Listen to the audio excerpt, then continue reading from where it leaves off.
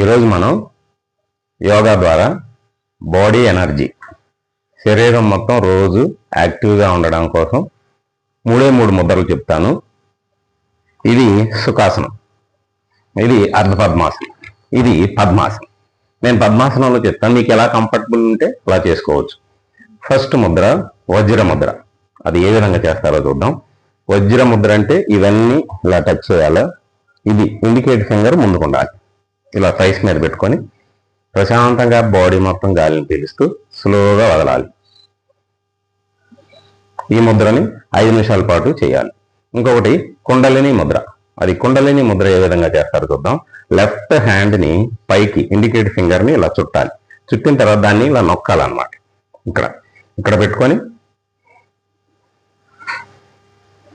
ప్రశాంతంగా గాలిని పీలుస్తూ ఇలా వదలాలి.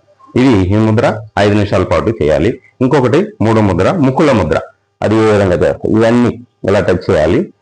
చేసిన తర్వాత అలా థైస్ మీద పెట్టుకొని ప్రశాంతంగా గాలిని పీలుస్తూ ఈ 3 ఒక్కొక్కటి 5 నిమిషాల పాటు చేయాలి. 15 నిమిషాలు చేసిన తర్వాత 5 నిమిషాల పాటు శాంతాసనం వేయాలి.